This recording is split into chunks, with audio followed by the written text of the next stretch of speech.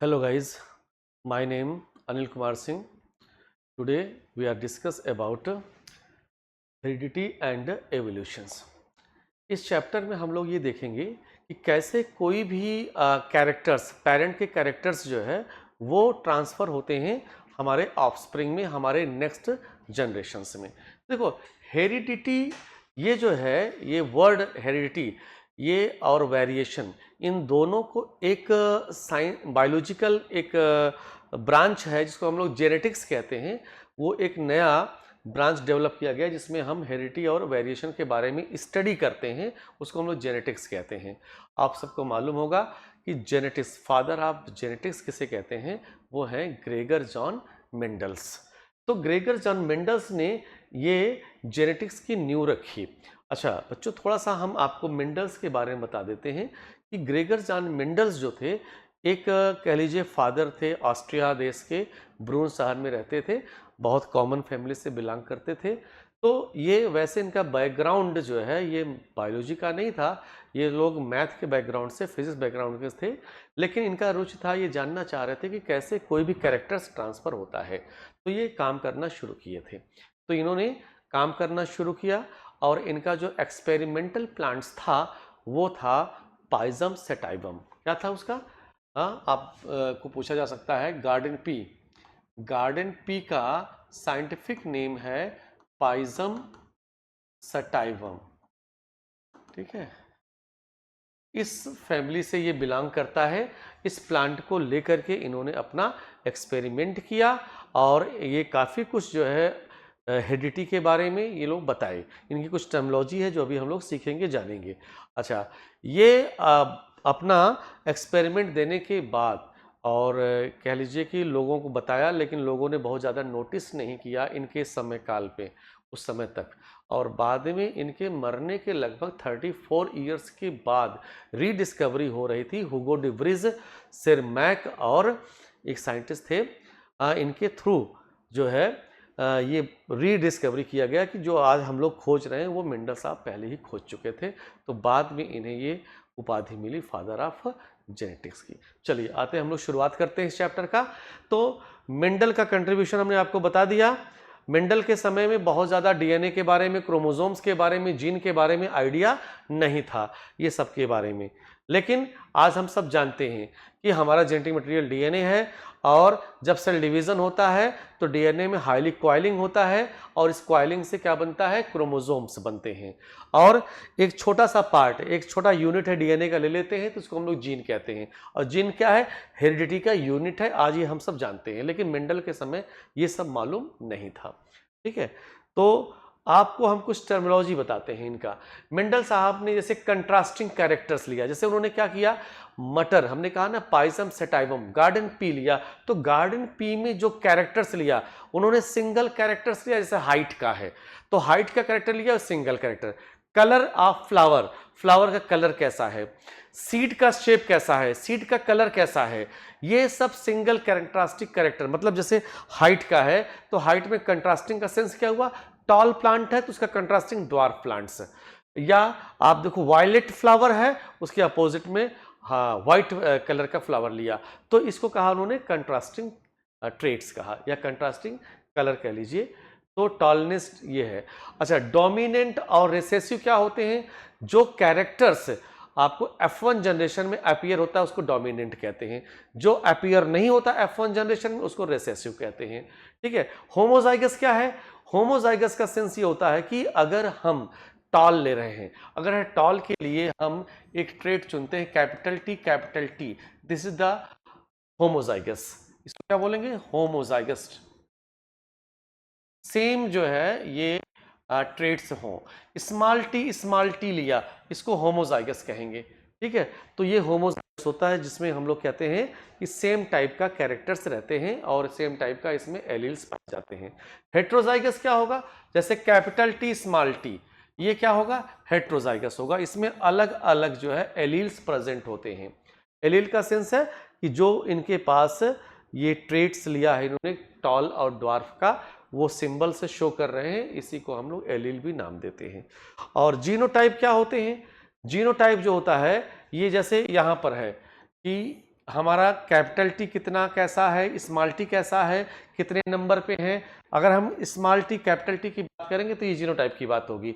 या ये क्या एक्सप्रेस करते हैं, मान लो कैपिटल टी स्मॉल टी ये टॉलनेस को एक्सप्रेस करते हैं तो ये फिनोटाइप कहलाएगा।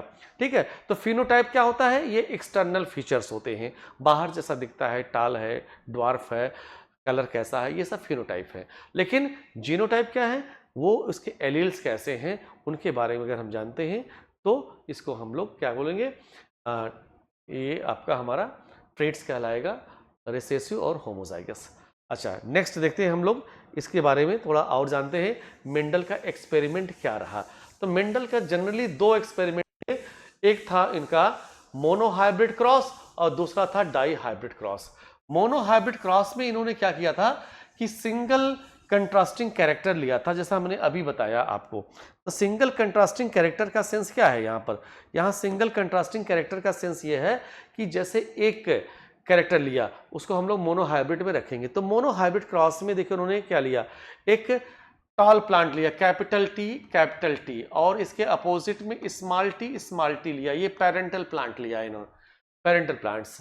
और इन प्लांट में ये आपका टॉल है और ये कैसा है, ड्वार्फ है। तो इनका इन्होंने क्या किया, गैमिट फॉर्म किया। पहले गैमिट बनते, मियोसिस डिवीजन होता है तो गैमिट बनते हैं, तो single T single capital T ये गैमिट बनेंगे।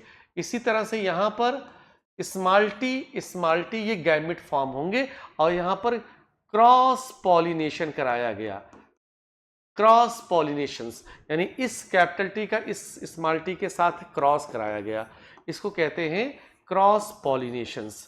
ठीक है, तो यहां क्रॉस पॉलिनेशंस में हमें जो मिला F1 जनरेशन इसको बोलते हैं, इसको क्या बोलते हैं, F1 फर्स्ट फीलियल जनरेशन इसको बोला जाता है। और ये हमें मिला क्या, कैपिटल टी स्मॉल टी ये मिला हमें। ठीक है, तो कैपिटल टी स्मॉल टी जो मिला ये तो आपका जीनोटाइप है, जिसमें कैपिटल का भी एलील्स है, स्मॉल यानी डॉर्फ का भी एलील्स है, दोनों एलील्स प्रेजेंट है, यानी हेट्रोजाइगस कहलाएगा ये। लेकिन फिनोटाइप क्या एक्सप्रेशन हुआ, इसमें टॉल मिला। हमें सभी प्लांट कैसे मिले, टॉल मिलते हैं। क्या मिला, टॉल मिला, यहां पर आप देखिए। और देखिए अगर फिर हम इसका जो हमें मिला है हेट्रोजाइगस F1 जनरेशन, इसका सेल्फ पॉलिनेशन कराएं, तो सेल्फ पॉलिनेशन कराते हैं। देखिए यहां पर कैपिटल टी स्मॉल टी, तो हमें क्या मिलता है, यहां F2 जनरेशन में हमें कैपिटल टी मिलेगा, कैपिटल टी स्मॉल टी मिलेगा, कैपिटल टी स्मॉल टी मिल रहा है। तो ये जो कंडीशंस मिल रहा है ये हमारा क्या कहलाएगा, जीनोटाइप। कितने कैपिटल टी हैं ये हम देख लीजिए, हमें कैपिटल टी मतलब ये एक है तो 1 जीनोटाइप रेशियो होगा, कैपिटल टी स्मॉल टी यानी 2 हेट्रोजाइगस हैं।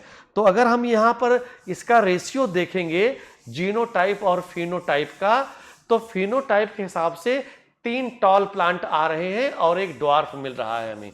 लेकिन अगर आप जीनोटाइप निकालोगे तो जीनोटाइप में आप ये देखेंगे कितना कैसा एलील्स है। तो कैपिटल टी कितना है, 1 है, कैपिटल टी कितना है, 1 है। और कैपिटल टी स्मॉल टी कितने हैं, 2 हैं। और स्मॉल टी कितने, 1 है। तो जीनोटाइप रेशियो हमारा 1:1 का आएगा और फिनोटाइप 3:1 आएगा। ये हमारा F2 जनरेशन का होगा। ठीक है, तो ये कहने का सेंस ये है कि जो F2 जनरेशन और F1 में इन्होंने ये बताया कि हमेशा डोमिनेंट कैरेक्टर्स आएंगे, तो उनको उन्होंने एक लॉ दिया, लॉ ऑफ डोमिनेंस, यानी जो कैरेक्टर अपने को एक्सप्रेस कर देगा वो कैरेक्टर आपको F1 में अपीयर हो जाएगा और जो अपीयर नहीं कर पाएगा वो रेसेसिव हो जाएगा। और सेकंड में क्या इन्होंने बताया, जो रेशियो मिला 3:1 का या 1:1 का, तो यहां पर इन्होंने ये बताया कि भैया देखो यहां पर प्योरिटी की बात हो रही, किसकी बात होती है, लॉ ऑफ प्योरिटी की बात। मतलब होमोजाइगस एक टॉल मिला, एक होमोजाइगस डॉर्फ मिला और 2 हेट्रोजाइगस मिले। ठीक है, तो इसको law of purity of gametes भी कहते हैं या लॉ ऑफ सेग्रीगेशन नाम दिया जाता है। ठीक है, जो हमें F1 जनरेशन में अपीयर नहीं होते कैरेक्टर्स, वो कैरेक्टर F2 में अपीयर हो जाते हैं। ठीक है, तो अब ये मोनोहाइब्रिड क्रॉस था। अब आते हैं डाई हाइब्रिड क्रॉस। तो डाई हाइब्रिड में क्या हुआ, दो कैरेक्टर्स लेने हैं, ठीक है ना, दो कंट्रास्टिंग कैरेक्टर हमें लेने हैं, उसको हम लोग डाई हाइब्रिड क्रॉस कहेंगे। आपको एग्जांपल बताएं, इन्होंने क्या किया था कि पी का सीड लिया, पी सीड लिया और सीड का जो कलर था वो कलर क्या था, येलो कलर था, येलो कलर। और शेप कैसा था इसका, शेप था इनका राउंड, राउंड और येलो लिया सीड, और इसके कंट्रास्टिंग में क्या लिया, ग्रीन कलर लिया सीड का, और रिंकल्ड शेप लिया। कैसा शेप लिया, रिंकल्ड शेप। और इसको डिनोट किया किससे, capital R capital R capital Y से, और इसको जो है small R small Y, recessive को स्मॉल से और डोमिनेंट को कैपिटल से ये डिनोट करते थे। और यहां पर कंक्लूजन ये है कि जब F1 निकालेंगे यहां पर, तो F1 में डोमिनेंट कैरेक्टर ही आएगा, जैसा हमने पहले बताया था। यानी राउंड येलो ही हमें मिलेंगे, भले वो हेट्रोजाइगस ही हो, भले हमें वो क्या मिले, कैपिटल आई स्मॉल, ये F1 में यही मिलेगा, हमें राउंड येलो मिलेगा लेकिन हेट्रोजाइगस रहेगा। लेकिन जब इसकी सेल्फिंग कराई जाएगी तो सेल्फिंग में क्या होगा, हमें थोड़ा सा चेकर बोर्ड बनाना पड़ेगा, 4 गैमेट इसके मिलेंगे। कितने गैमेट मिलेंगे, 4 गैमेट। इसको हम थोड़ा सा देख लें, आपको बता देते हैं। ये 4 गैमेट यहां पर मिलेंगे। इसको आप चेकर बोर्ड से समझ सकते हो, पुनेट का चेकर बोर्ड होता है, जैसे ये आपने बना लिया 4, 1 2 3 4, 1 2 3 4 ऐसे बना लिए, एक तरफ मेल प्लांट का, एक तरफ फीमेल प्लांट का। तो मैंने कहा 4 गैमेट्स बनेंगे, गैमेट का कैपिटल आर कैपिटल वाई था, ऐसा था। तो एक तरफ क्या, कैपिटल आर कैपिटल वाई है ना, small R capital Y, small Y. तो यही गैमेट यहां पर भी रहेगा, यहां पर भी वही गैमेट रहेगा। और इसका क्रॉस अगर आप दिखाएंगे, इन सभी का क्रॉस दिखाते हैं, तो फिनोटाइप का जो रेशियो आएगा, फिनोटाइप का वो आएगा हमारा 9:3:1। इसका ये सेंस है कि हमें राउंड और येलो कितने मिलेंगे, 9 मिलेंगे। और हमें यहां पर देखिए राउंड ग्रीन कितने मिलेंगे, 3 मिलेंगे। रिंकल्ड येलो कितने मिलेंगे, 3 मिलेंगे। रिंकल्ड ग्रीन कितने मिलेंगे, 1 मिलेंगे। तो हमें फिनोटाइप रेशियो 9:3:1 का मिलता है डाई हाइब्रिड क्रॉस में, ठीक है। अब यहां पर देखो, यहां पर राउंड ग्रीन या रिंकल्ड येलो को हम लोग कैसे एक्सप्रेस कर सकते हैं, वो ये बोर्ड में दिखाया गया, चेकर बोर्ड में जो अभी हमने बनाया है, ठीक है। तो इस तरह से आप दिखा करके ये खाने बना लेंगे, और 4 खानों में चारों तरफ जो है लिख देंगे, इधर मेल का इधर फीमेल का, और दोनों को क्रॉस करा दीजिएगा। जैसे R R capital Y capital R capital Y capital R capital Y small Y. इसी तरह से सारे खाने को आप भर देंगे तो आपको इस तरह का टेबल मिल जाएगा, ठीक है। अब देखो यहां पर जितने भी हैं, डाई हाइब्रिड हुआ या मोनो हाइब्रिड, इन सब का रेशियो निकाला इन्होंने और इन सब के बारे में बताया। अच्छा, एक चीज और है, इसमें क्या होता है कि कभी कभी टेस्ट क्रॉस और बैक क्रॉस भी निकाल सकते हैं। वो कैसे निकलेगा, जब F1 प्रोजेनी मिली है उसका आप क्रॉस पेरेंटल के साथ दिखा देंगे तो बैक क्रॉस कहलाता है। स्पेशली अगर आप रिसेसिव पेरेंट के साथ क्रॉस दिखाते हैं तो उसको हम लोग टेस्ट क्रॉस नाम देते हैं। कभी कभी कुछ प्लांट्स में मेंडल के लॉ ऑफ डोमिनेंस फेल हो जाते हैं, उनको हम नाम देते हैं लॉ ऑफ इंडिपेंडेंस, मतलब ये लॉ ऑफ इनकम्प्लीट डोमिनेंस बोलते हैं। तो ये इनकी थोड़ी सी डेविएशन था, और कार्ल कोरेंस ने बताया था कि भाई कुछ प्लांट्स में लॉ ऑफ डोमिनेंस फॉलो नहीं करता है, तो ये एक तरह से एक्सेप्शन केस थे, ठीक है। अब आते हैं हम लोग थोड़ा सा sex determination in human being में। ह्यूमन में कैरेक्टर्स कैसे डेवलप होता है, हम लोग कहते हैं ना कि कैसे लड़की या लड़का फॉर्म होते हैं, बनते कैसे हैं, तो उनके बारे में थोड़ा समझते हैं। तो हम लोग जानते हैं कि हम लोगों के सेल्स में जो है क्रोमोसोम्स प्रेजेंट होते हैं, और 46 क्रोमोसोम होते हैं। कितने होते हैं, 46। तो 46 क्रोमोसोम जो होते हैं उसको आप लोग डिवाइड कर सकते हो 2 पार्ट्स में, ठीक है। एक आप कह सकते हो ऑटोसोमल क्रोमोसोम, और एक कह सकते हो सेक्स क्रोमोसोम। तो ऑटोसोम्स जो होते हैं वो हमारे होते हैं 22 पेयर्स। ऑटोसोम्स कितने होते हैं? 22 पेयर्स, और 1 पेयर जो 23rd वाला होता है उसको हम लोग सेक्स क्रोमोसोम कहते हैं। तो यहां पर देखिए, हम लोग अगर इसको डिनोट करें 44 प्लस XX, ये हमारा 23rd वाला है। XX क्रोमोसोम फीमेल में होते हैं और 44 जो है ये ऑटोसोम है। 44 ऑटोसोम्स, जिसको 22 पेयर्स मैंने बोला, और 1 पेयर यानी जो 23rd वाला है वो सेक्स क्रोमोसोम। 44 ऑटोसोम सेम होते हैं मेल फीमेल में। मेल में जो 23rd वाला क्रोमोसोम होता है वो XY से डिनोट होता है, वो डिफरेंट होता है। तो अगर यहां आप गैमेट बनाते हो तो मियोसिस डिवीजन से जब आप कराते हैं तो यहां पर हमें 22 प्लस X एक ही टाइप का, फीमेल में एक ही टाइप का यहां एक फॉर्मेशन मिलता है, जबकि मेल में हमें दो तरह के गैमेट मिलेंगे, 22 plus X and 22 plus Y। यहां दो तरह के स्पर्म का फॉर्मेशन होगा, ओवा यहां एक ही टाइप का रहेगा। अब यहां पर आप देखो, जैसा इनका फ्यूजन हो, फ्यूजन का मतलब अगर यहां तो X ही है, अगर मेल का X और फीमेल का X मिलेगा तो क्या बनेगा? गर्ल का फॉर्मेशन होगा। और अगर X का फॉर्मेशन फ्यूजन Y के साथ होगा तो XY ने लड़का बनेगा। यानी कि सेक्स का डिटर्मिनेशन मेल के ऊपर डिपेंड करेगा। इनके जो X और Y क्रोमोसोम है, इनके मिलने से मेल और फीमेल का डिटर्मिनेशन होता है। ऐसे तो देखा जाए कि 50% जो है फीमेल और 50% मेल बनता है, ऐसा हम लोग दिखा रहे हैं टेबल में, चार्ट में, लेकिन एक्चुअल में ऐसा नहीं होता है। उसका रीजन वही बताते हैं। देखिए, ऑटोसोम्स हमने कहा, ऑटोसोम्स होते हैं, सब में होते हैं 22 पेयर्स, और सेक्स क्रोमोसोम जो 23rd वाला होता है वो डिफरेंट होते हैं। फीमेल में एक जैसा होता है XX, और मेल में XY होता है। ठीक है, अभी हमने कहा कि हकीकत में ऐसा नहीं होता है, सेक्स रेशियो कुछ और आता है जब सेंसस होता है, जनगणना होती है। तो उसका रीज़न क्या है? आप सब जानते हो कि फीमेल फीटिसाइड, हमारे यहाँ अगर लड़कियाँ हैं, यहाँ डेवलप हो रही हैं, तो इन्हें क्या किया जाता है? किल कर दिया जाता है, मार दिया जाता है। जिसका रीज़न क्या है कि लड़कियों की संख्या घट जाती है, वो इस रेशियो में नहीं आ पाती हैं। ठीक है, अब आते हैं हम लोग हेरिडिटी के बाद, हम लोग एक इसका टॉपिक है एवोल्यूशंस।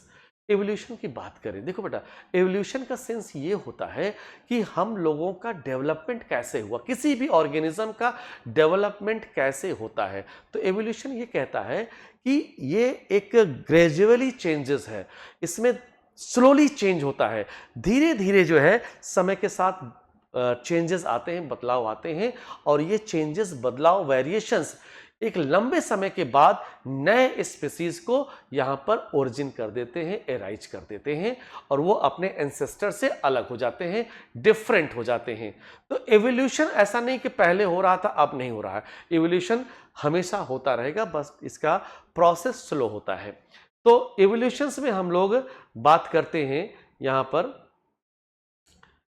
देखिए एक एग्जाम्पल दिया है, थोड़ा सिचुएशन दिया गया है यहां पर एवोल्यूशन को समझने के लिए।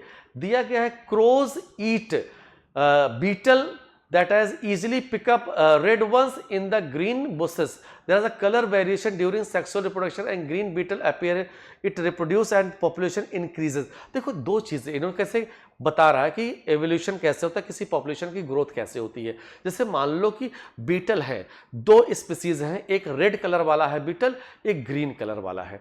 तो आप ये देखो कि जो रेड कलर वाला है वो दूर से विजिबल हो जाएगा, लेकिन ग्रीन कलर वाला चूंकि प्लांट के लीफ पे है तो प्लांट का लीफ भी ग्रीन होता है, तो कैमफ्लैग हो रहा है, वो अपने आप को छिपा ले रहा है। तो जो यहां प्रे है, क्रो है, वो ज्यादा किसको खाएगा? रेड बीटल को। तो रेड बीटल का पॉपुलेशन घटेगा और ग्रीन का क्या हो रहा है? बढ़ेगा। तो ये इन्वायरमेंट में क्या हो रहा है, किसके लिए कौन सा इन्वायरमेंट ज्यादा एडॉप्ट हो रहे हैं, वो ज्यादा डेवलप करेंगे। अगर किसी के लिए फेवरेबल कंडीशंस नहीं है तो उसकी संख्या घटेगी। ये सिचुएशन पहला बता रहा है। दूसरा सिचुएशन ये दे रहा है कि by the way, suppose that हमने रेड कलर वाला बीटल तो वहां पर दिखा दिया, ठीक है, ग्रीन वाला बढ़ रहा है। तो अब हो सकता है सिचुएशन क्या हो कि उधर जहां से प्लांटेशन है उधर से कोई एलिफेंट जा रहा हो और पता चला कि उसका पैर उस प्लांटेशन पे पड़ा, तो पता चला उसके अंदर जितने भी ग्रीन बीटल थे उसका एकाएक पॉपुलेशन क्या हो गया, घट गया, डिक्रीज हो गया। ये भी सिचुएशन हो सकता है, ठीक है। और देखो केस थर्ड में क्या कह रहा है कि यहां पर भी अवेलेबिलिटी की बात कर रही है, फूड अवेलेबिलिटी की। हमारी पॉपुलेशन ज़्यादा हो गई है और फूड नहीं मिल रहा है। ऐसे कंडीशंस में हम क्या हो जाएंगे, हम डेड होना शुरू हो जाएंगे, दुबले पतले होने शुरू हो जाएंगे, ठीक है, साइज घट जाएगी, ठीक है। तो ये सब कुछ कंडीशंस बताए गए हैं जिसकी वजह से हम यहाँ पर ज़्यादा अवेलेबिलिटी मिलेगी फूड की तो हम ज़्यादा ग्रोथ करेंगे, ज़्यादा बड़े हो जाएंगे, संख्या बढ़ेगी। तो ये सब जो है एक एडाप्टेशन दे रखा है कि एवोल्यूशन में कौन कैसे एडाप्ट होते हैं, ठीक है। तो यहाँ पर एक्वायर्ड है और इनहेरिटेड ट्रेट्स दिया गया है। तो देखो दो चीज़ें हैं, यहाँ पर कुछ थियरीज आती हैं, वो थियरी को थोड़ा सा समझ लीजिए। यहाँ थियरी ये कहती है, एक डार्विन साहब थे और एक लेमार्क थे। तो लेमार्क जो कहना था उनका ये एक जो ड्रॉबैक आया था, एक्वायर्ड कैरेक्टर इनहेरिटेंस। उनका कहना था कि जो कुछ हमने एक्वायर्ड किया है वो नेक्स्ट जनरेशन में अपीयर होगा और फिर वो धीरे धीरे जनरेशन टू जनरेशन चलता जाएगा। उन्होंने इसका एक एग्जाम्पल लिया था जिराफ का। उनका कहना था कि पहले जिराफ छोटी गर्दन वाले थे, लेकिन सिचुएशन क्या हुआ, उस समय ड्रॉट आ गया, सूखा आ गया, बारिश नहीं हुई और ह्यूमिडिटी या कह लीजिए टेम्परेचर बढ़ गया, तो छोटे प्लांट जो थे हार्बेसियस प्लांट वो समाप्त हो गए और बड़े प्लांट जो है सरवाइव किए वो थे।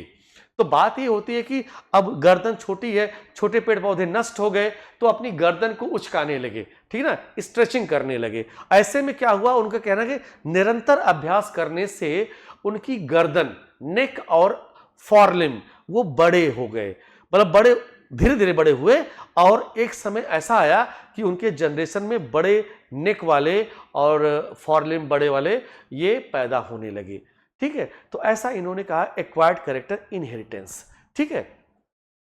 इस पर काफी लोगों ने क्वेश्चंस एराइज किया कि अगर ऐसी बात है तो हम लोग क्या करें कि भाई पहलवान का बच्चा पहलवान ही होगा बिना किसी एक्सरसाइज के, बिना किसी खान पान के। ऐसा संभव है क्या? नहीं हो सकता।